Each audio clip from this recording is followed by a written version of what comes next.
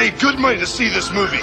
When they go out to a theater, they want cold sodas, hot popcorn, and no monsters in the projection booth. Everyone pretend podcasting isn't boring.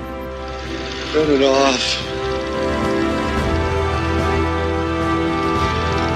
Turn it off.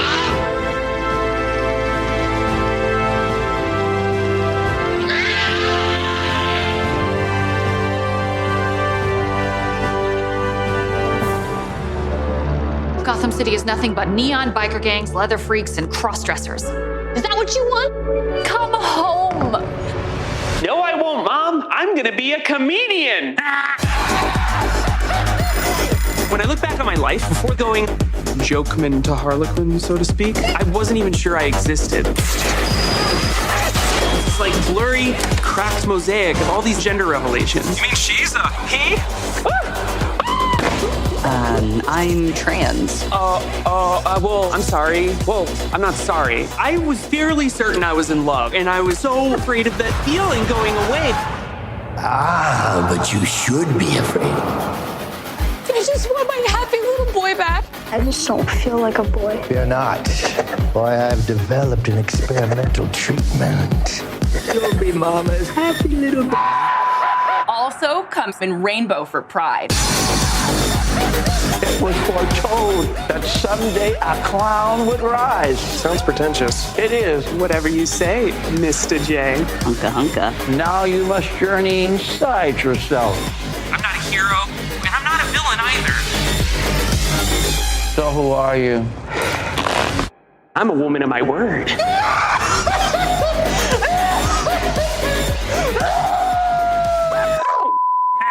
I thought clowns were supposed to be funny.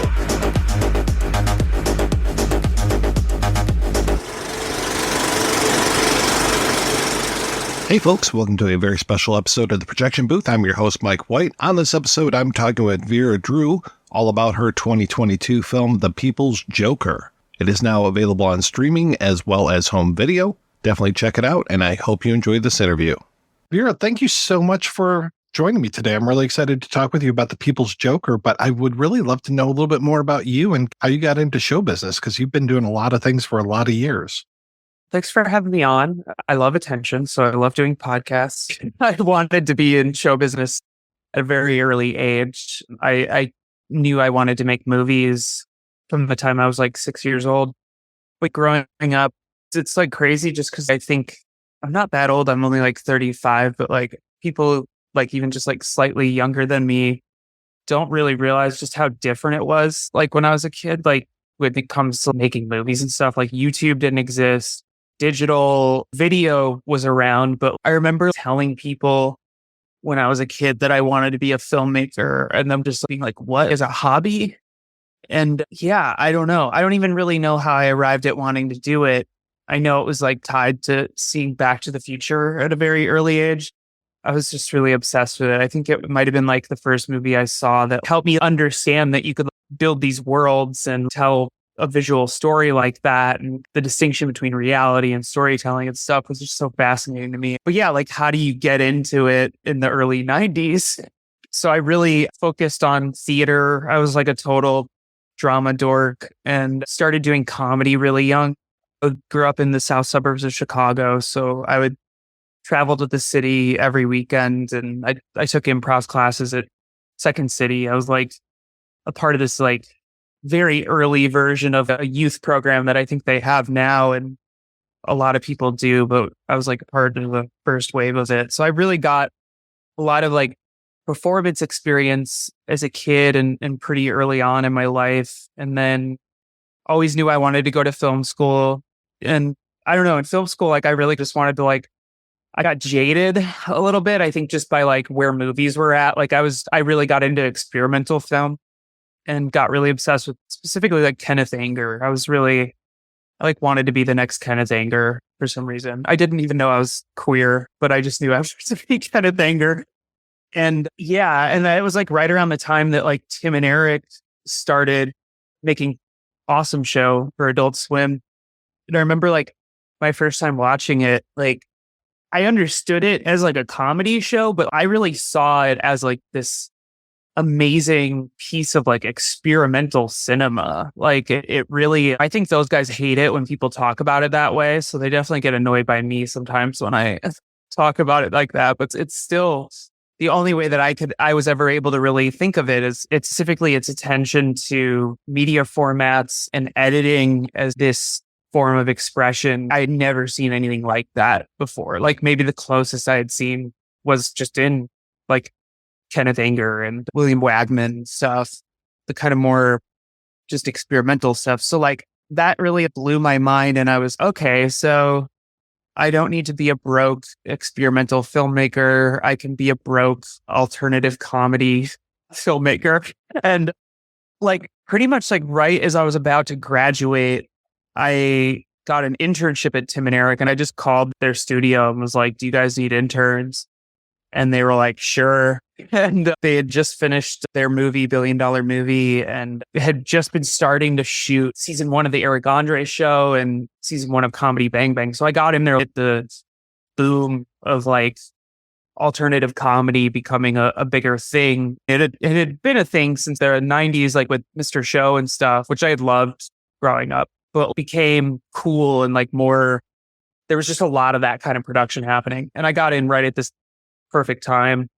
And I don't know, I've made this joke 1 billion times, so I probably shouldn't make it anymore, but maybe this will be the last time. I really am the like trans Forrest Gump of alt comedy, just because I got to work on every single cool Adult Swim show. And like I was on Eric Andre show and Nathan For You and Comedy Bang and Bedtime Stories. Check it out with Steve Brule. Like I got this really amazing hands-on experience and just got to incubate around all these like creative geniuses, which was perfect for me because I knew I wanted to be a filmmaker and a director, but wasn't really quite sure the pathway for me or like really even what stories I wanted to tell, I think. Right, because The People's Joker is not your first directing job. You've directed quite a few things before this. Mostly with under the Absolutely Productions umbrella. I directed and produced and wrote a handful of shows for AdultSwim.com. One of them was a show called I Love David. That's like a docuseries about David Liebehart. And that was honestly, making that was one of the best experiences of my life and really helped me. I don't know, because for me, like there was always this, and I think like the conversation around that kind of humor was always like, oh, it's like ironic. Like, how can it be sincere or whatever? And when I was working on I Love David, it was just like, I want to try to do both at the same time.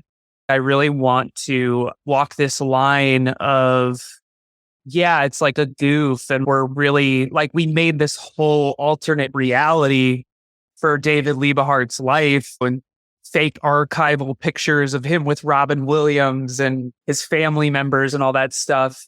And it also had, the first episode has this beautiful song that he wrote about his mother called I'm Sad That My Mama Died. And so it like really had just this beautiful intersection of that like alt comedy, like shitpost thing. And then this like deep sincerity.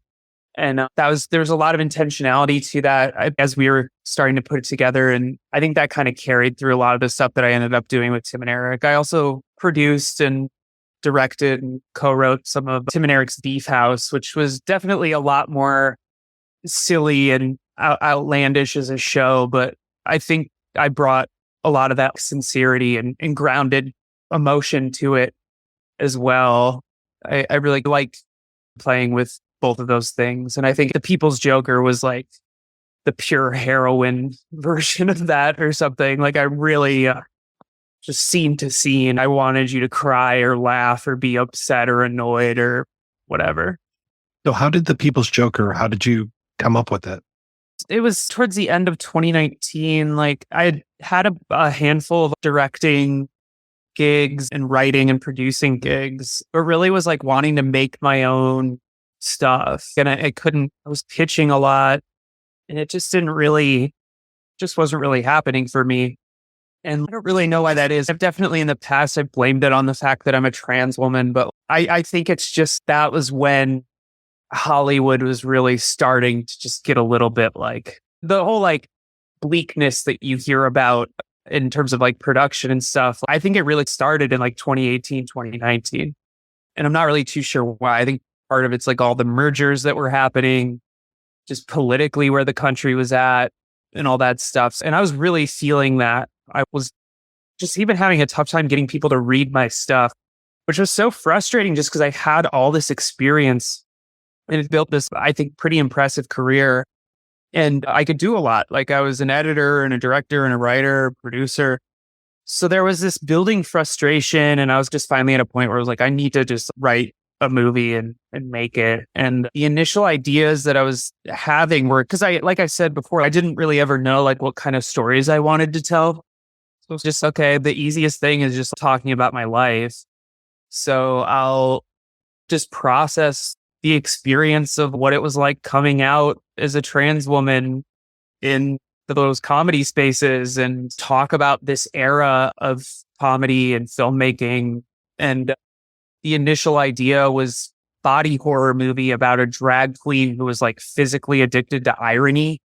And like, it was like killing her from the inside, but it was also something she like needed to survive. I never really got that far into it, but that was really, I think, where a lot of the like initial ideas for The People's Joker came from.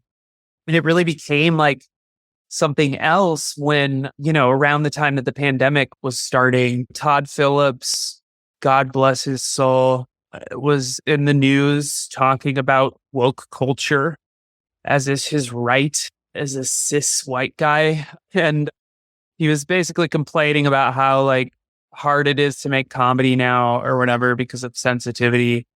And on some level, I agree with him. I get canceled on Twitter like all the time, usually over nothing. Somebody got mad at me the other day because I jokingly said I was the main spokesperson for the trans community.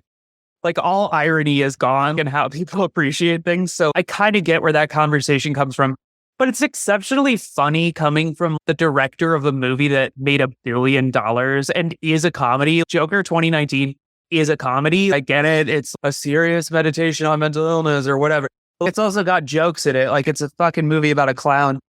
It's a ridiculous comic book movie. So I think that like idea that he was complaining about it was just very fascinating to me and my co-writer, Brie LaRose. I think also just from this perspective of we're both queer people and we're very rude.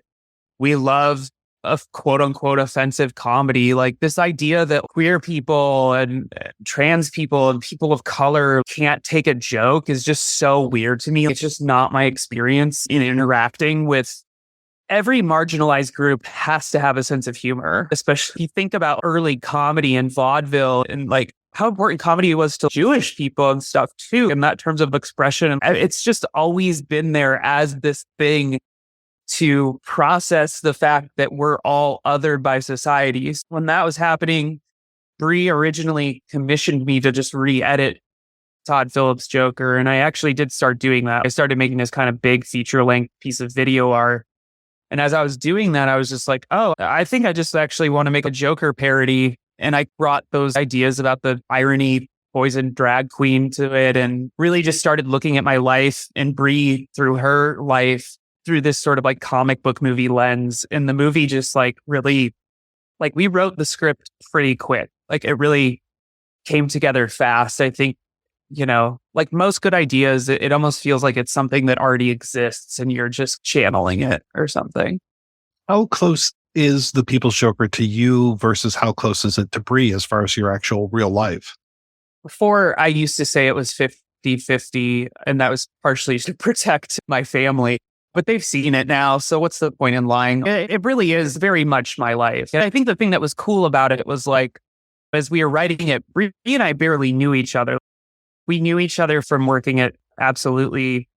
And we didn't even really work on any of the same shows. Like she would be in a writer's room for something and then I'd be editing something else like upstairs and we would just hang out at lunch. And I just thought she was hilarious. And we were just the only two queers really at this company at that point. So I think we really just enjoyed making each other laugh and had always wanted to work together. And as we really got to know each other and connect. Very similar upbringings. We were both from the Midwest. We both came out pretty late in life. So there was a lot of similarities there. The main beats And it was a real gift working with her because very early in the process, she said to me, I want to work on this. I want to write this with you, but this is your story. It's your face on screen too. Like, we're giving Joker your dead name. This is your thing. So yeah, whenever people describe the movie as like semi-autobiographical, it frustrates me because I'm just like, it's just autobiographical. The only difference is I'm not actually the Joker. I mean, I'm not just saying that for legal reasons. It's pretty close to just what the first 28 years of my life were like. And how big of a DC fan were you? Because I can see a lot of references and I can hear a lot of references even all the way back to Batman 89. I think I've seen more Batman than anything else. I think the only movie that I've probably seen more is Back to the Future. Like, I could quote that movie in my sleep. I grew up reading comics. It's funny because much of my life, I had a learning disability and couldn't really read that well, but I hid it really well. I cheated all throughout school. I was in honors classes. School was so easy because I was a great cheater, a great little liar, and a little kiss ass too. So I make the teachers really happy. Reading was a challenge for me up until my 20s or so. And comics were always this space where it was like I found this cheat code to getting to just read picture books for most of my life. Batman was always the one, the art was just so beautiful to me, especially like the 70s, 80s, and 90s Batman. It's just gorgeous, gothic. And even when it's poppy, I don't know, I loved the movies. The first PG-13 movie I ever saw in a theater was Batman Forever. And I was 6 years old and my dad took me to go see it. Honestly, seeing the movie was an early moment in me realizing I was trans. I'm not really entirely sure why, but it was something about Nicole Kidman's character. And I think just like, I was already so in love with Batman at that point, and like watching just the romance between her and Batman in it. Like, I not only wanted to look like her, I wanted somebody to look at me the way he looked at her. And that was a memory that had resurfaced while we were writing The People's Joker. So we actually put this scene in the movie that's basically that, with young Joker going to see this Batman movie. These characters are just so in there for me. And I don't think I really was aware of it until those ideas started to come. I still read the comics. It's awesome when people give me Batman comics now at screenings, and it's just, oh my God, this makes the whole journey of making this movie worth it. Cause now I just get free comics. It fucking rules. There's been a lot of like bad AI art and stuff that you could see pop up in some of these comics now and stuff. But thankfully there's a whole backlog of books. I could spend the rest of my life collecting comics and I still will not be able to read every single Batman comic. And I'm going to try, but it would not happen, I don't think. So tell me about the actual making of the film. Did you do this during the pandemic? Yeah, pretty much. I actually started like working on it's funny because like the way people talk about the movie as being this kind of like groundbreaking thing, or like having a really non-traditional style, like I really tried to make it like how those comic book movies are. Like, we really wrote a script that was based around set pieces.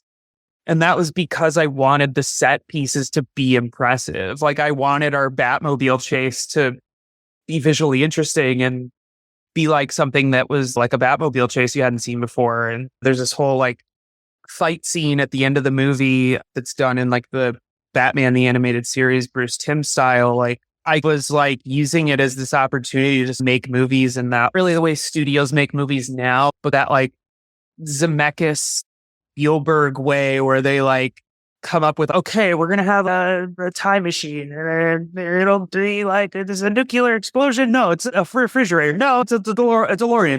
Like, really just finding that and starting from this sort of visual place, I think was really important to me. So as Bree and I were like working on the script, I put out this call on Twitter. It's really the only good thing that I think has ever happened on Twitter, was the formation of all the people that like worked on this film. And I just threw it out there. If any artists or animators or editors wanted to come aboard, write to us. And I wasn't really expecting that many people to come out of the woodwork. And it was just hundreds. So many people wanted to just see this movie, let alone work on it. Before we even had a script done, we had this kind of crew of this team that was ready to start getting to work. So we started doing character designs, I think in May of 2020. We were barely done outlining the script. And I don't know, it's like how I want to work for the rest of my life. It's driving everybody I'm working with right now completely crazy because I got like a few things in development and they're just like, why are you like talking about soundtrack and stuff right now? It's just a way to do it. I do think like the script is most important, but it's a visual medium and it's a sonic medium too. So we really need to, for me as a filmmaker and as a viewer, I like to be thinking of those things like at a script stage. And with that process in mind, I was able to build an animatic of the movie before we even got to set. I tried to think of the movie almost as like an animated film. So it was very storyboard driven. And even though there were these scenes where it's a very dialogue heavy movie, there's a lot of that classic kind of indie movie way, like a lot of very heavy conversational scenes and stuff. But even with that, it was like getting those storyboarded out just so we could figure out the pace and sort of the music of the movie before we ever even got to set. And yeah, it was cool. It was really like, I'm really lucky that I got to just have this huge community of DIY artists helping me make this thing. That privilege was never lost on me. Like from second one of just like watching the team form, it was the motivating factor just to even keep working on the movie. It was just like, I don't know any filmmaker that has ever or will ever again have this many people that wants to help them make her first movie. When do you actually shoot it? Are people still in lockdown? Do you have to get into each other's bubbles and all that fun stuff that we had to deal with? Yeah, I mean, originally I wanted to shoot the whole thing remotely. As the scope of it started getting really big, and we were just like writing things like bat caves and stuff like and fight scenes and chase scenes and stuff. It was like, okay, I think we're going to probably need to do some in-person shooting. So I really figured out what's the core cast here. And yeah, it was pre-vax COVID. It's funny to think about because I think so much of that year is just like a blank spot in my memory, but I really do remember prepping for that shoot and we all got tested and it was a very small crew. Like it was me, my DP, one camera assistant, a sound guy. My partner was there as a PA and my producer, Joey, and then my friend Ember Knight as well, just to help like with some of the directing. And we shot in 5 days, which is crazy. Nobody ever believes it, but we did. I think it was partially because I had storyboarded and animated the whole thing. It cleared up the line of communication for my DP and I just pull something up on a screen and you would immediately know like how it needed to be lit, how it needed to be framed. I was also working with people who like I really knew could work in that sort of fast-paced environment. Like specifically Nate Foston, who plays the Penguin, that character's written for him and is based on him. It's his and my relationship that we're mythologizing there. We shot his stuff all in 2 days. He's one of the main characters. And yeah, it was crazy. Like I remember being nervous about shooting in pre-vaccine COVID, but it was that thing again too, where I crowdfunded all this money and I wanted to put all that money on camera, like and into the production, which I shot myself in the foot because I didn't end up saving any of it for post and VFX and stuff. So like I had to end up taking out a huge loan to finish the movie, but I was glad we did it just because it really allowed us to have a safe production and a production that was like it was lit correctly. And I get glad the movie's been described as being held together by tape and the green screen compositing and stuff is scrappy. But I don't know. I think it's a very beautiful movie, like way it's shot. Like we really shot it in this way where the lighting was very specific and our choreography was very specific and stuff. And you know, I was working with really the best team of actors that anybody could work with at this point in their career. I hate to even get into this stuff, but I have to. At any point while you were making this, did you think, oh, this might tread on people's copyright? Pretty much right in the beginning. I was never worried about it because I was talking to lawyers that May. Like that the second we started, because when I put out that call on Twitter, to see who wanted to join in. Most of the people that responded were creatives, but I got a few lawyers that were like, we should talk before you get too deep into this. And I did. I had these series of sort of guidelines and precedents that were there that I should follow, specifically for the parody law aspects of it. And the primary one being pretty much every character design in it is our own. I think the version of the Joker that I play in it there's a little bit of Jack Nicholson in the wardrobe, but my bigger reference for it was anime and wrestling and stuff, pro wrestling. We did that with all the characters. We really had to make our own character designs and our own style sheets for pretty much every single one. We did that. It also needed to, because it's also protected by the fair use defense, which is the same legal defense that allows documentary filmmakers to play with trademarks that they don't own. I always cite, and it's never me giving him shit. I really love his films, but that Room 237 Rodney Asher is a documentary where they show most of Stanley Kubrick's filmography in that. And the reason he's able to do that is because he's talking about it and he's providing commentary on it and elaborating.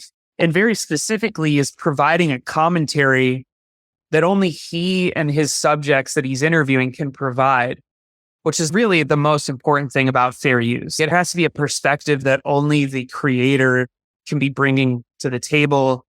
And so the even bigger guideline for me to follow was just it had to be my story. It really had to be my life story. So I think that was the thing that I was more nervous about, was just pulling out all my dirty laundry for people to see while I'm playing with Batman toys, basically. But that was the way we were able to do it. And the obvious sort of caveat, or I guess not really an exception, but we do have a Jared Leto Joker in the movie. But the reason we were able to do that is it's a parody version of him, just from the mere fact that it's not Jared Leto. It's a commentary kind of on Jared Leto's Joker as this sort of toxic leftist comedian guy. And also it was funny, but it just is another thing that I had talked about with my lawyers very early on, was the fact that we were casting a trans man as a Jared Leto Joker when Jared Leto had played a trans woman in something, also really brought this other meta-textual layer to it. So yeah, it's funny because I think a lot of people, when they hear about the movie, they just assume that I just said fuck it. And I really didn't. I really went out of my way and out of pocket to really legally figure out how we did it. And I always try to make a point of talking about, thank you for asking about it, because it's something that I feel is important to talk about, especially I think a lot of younger filmmakers look up to me and this film and stuff. And I don't want them you can't just go off and make the people's Harry Potter. You gotta really protect yourself and educate yourself on where parody law is at. The good news is I think this movie does set a new precedent for what you can do with these IPs. When did you have your premiere? We had our premiere at TIFF 2022, which is still a sentence that I can't believe I get to say. But it was almost 4 years ago now. And the night before our screening, Warner Brothers sent me an angry letter. It was devastating. It was the most traumatic night of my life. But thankfully, TIFF really just went to bat for me and was no, we're going to screen this movie. We've already announced that we're playing it. I can't speak for them because I don't really know what conversations they had with Warner Brothers, but I know they basically said, we already are doing this. There's tickets sold. Be a major pain in the ass. You waited till the night before to do this. And they did that because they wanted to intimidate me. And they really did. They really intimidated me. They intimidated everybody, all my agents and stuff, really jumped ship for that 24-hour period. But thankfully, TIFF really went to bat for us and we got to have that premiere. And it was really probably it's weird saying that it's my favorite screening of the movie because I don't even really remember it. It was such a blur and it was so surreal because we were playing this movie that I had made in my bedroom that I really was originally making just for me and my friends. I didn't think of it as a thing that I didn't know how big of a film festival TIFF even was. I'd never been to a film festival before. And like my first day at TIFF, like I was in the same elevator as like Werner Herzog. It's like it was really crazy. Oh my God, this is a whole other thing now. To like an audience, 700 people. And it was like the oldest operational theater in North America. Like it just you felt the earth shake, I think, that night. And then, yeah, I ended up pulling the movie from other film festivals.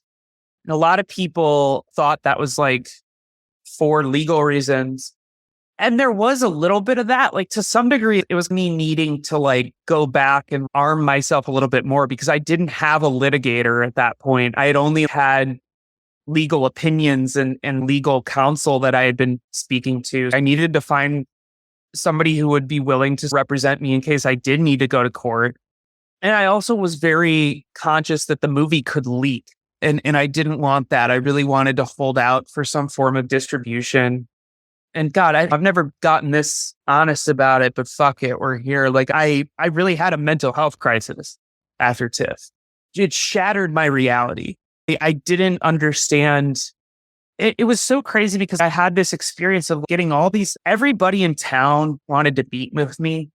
I had a meeting with Sony the day I got back after TIFF. And it was one of the bigger meetings that I've ever had in my life. And it was just insane because I was sitting there and realizing, oh, I'm getting all this attention because people see me as a banned filmmaker. And I have just spent 4 years of my life making a movie that I really thought I could just get out there pretty easily because that was what my lawyers and my team had said. So it was just a lot of things going on. So I needed to hit pause. And the TIFF cut also was just a really fresh paint job. There were a lot of mistakes. I needed to recast somebody. I needed to finish a lot of our VFX and stuff. It really wasn't done yet. So I hit pause and also wanted to strategize what our pathway to distribution was going to look like.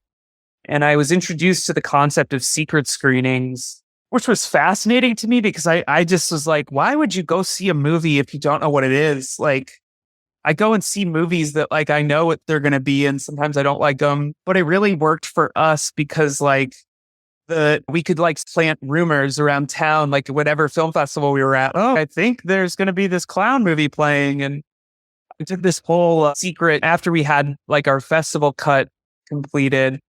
It was in April of 2023. God, so only a year, like a little over a year ago, but it feels like a decade. And it's been such a time warp for me. Like time really just doesn't exist for me anymore. It's either why you should or shouldn't make a movie via chaos magic. But anyway, we did this whole tour in Australia last April, on April 2022, that was like just all secret screenings. And the way we would promote it is just by putting in these film festival programs an untitled queer coming of age, perfectly legal clown movie or whatever.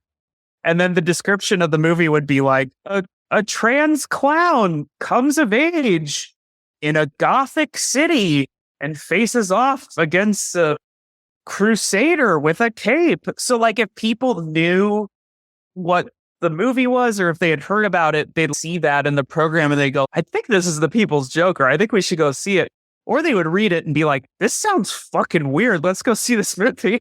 And that really worked for us. Like we sold out most of those screenings. And so it really set this like model for us. And then we did a couple more secret screenings and special events like in the US after that. And eventually had our first public facing premiere. Our US premiere was at Outfest last year in July or June. I don't know. How was it getting distribution on DVD and Blu-ray? Well, that only came about, God, like it was so crazy, like holding out. Every day I had some anarchist on social media, like saying like, why don't you just post it on Google Drive? We want to see it, which is what I'd be doing too. But it really always stressed me out. It's like, I couldn't explain to everybody, even my friends, like didn't really understand, like, why are you like basically shelving this movie? And it's because it's a movie that you're supposed to watch in a theater. Like I need at least a short theatrical run in order to feel justified. And how much energy I'd spent making it and the team behind it too. Like it just felt only right to really try to get traditional distribution. So it was when we got that public screening at Outfest that we were finally able to get interest again.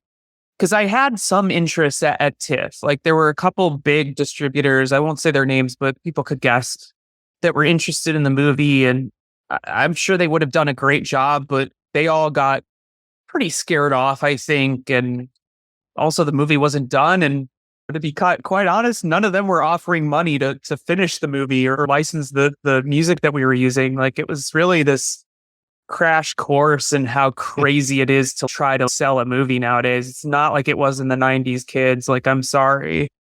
Don't get your hopes up like I did. It's not all Kevin Smith, selling Clerks anymore.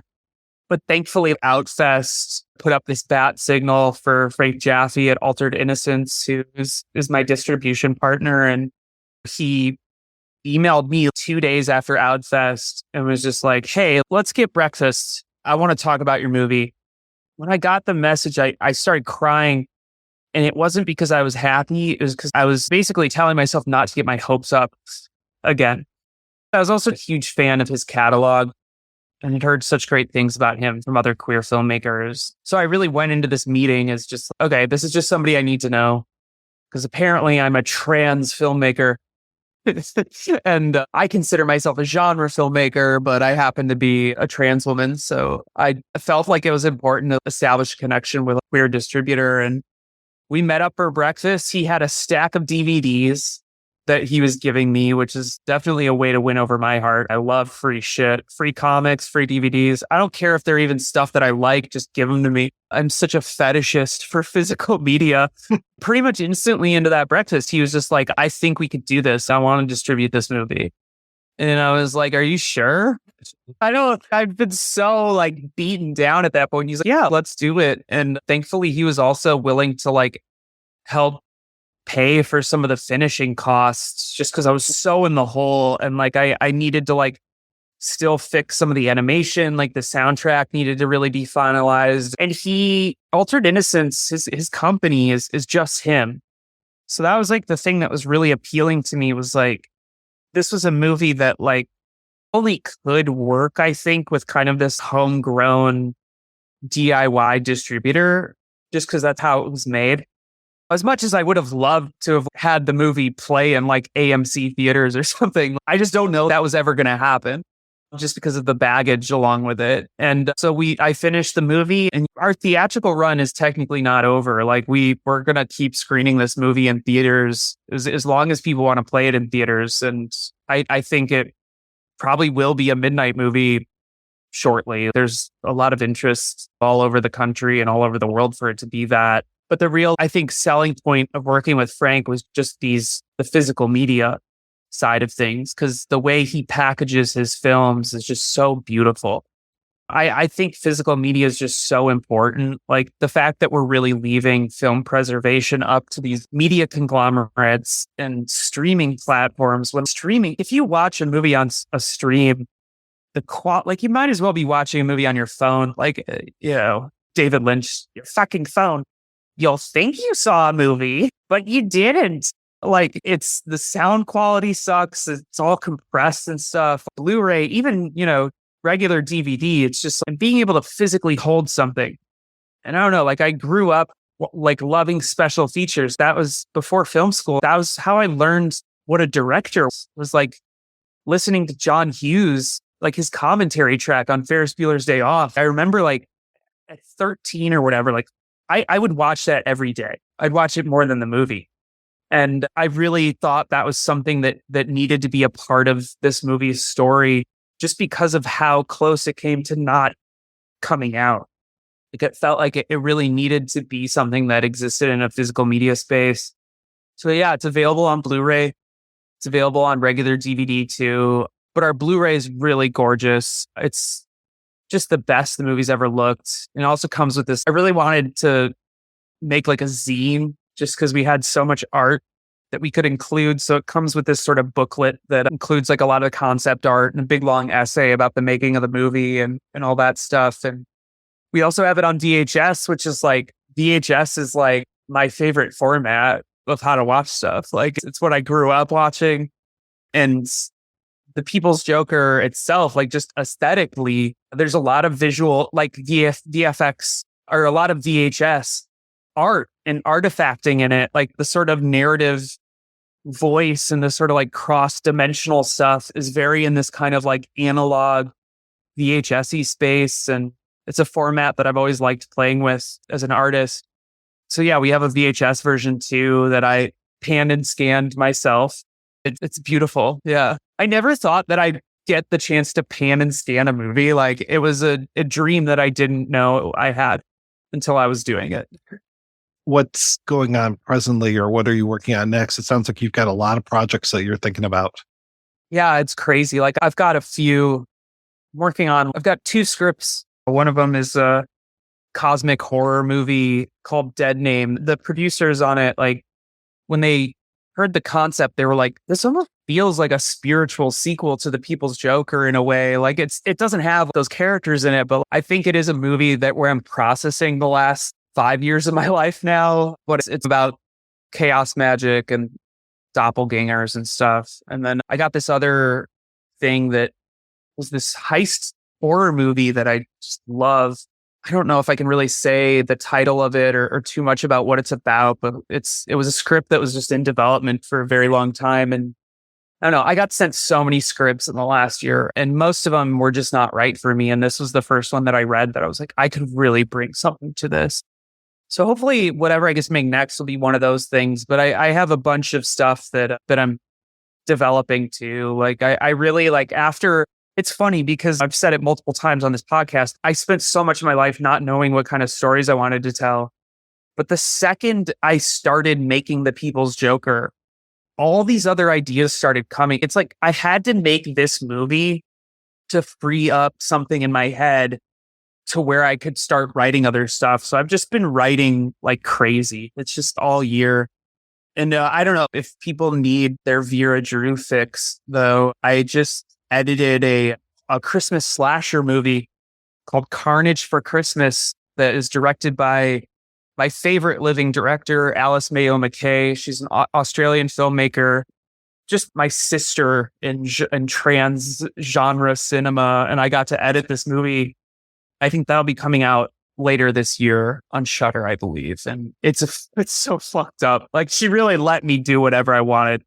Like in terms of like post-production and visual effects. I love Alice so much and we're working on something else right now too. So yeah, hopefully there's more. I don't know. It's funny because like I said earlier, like people are so bleak about the industry right now.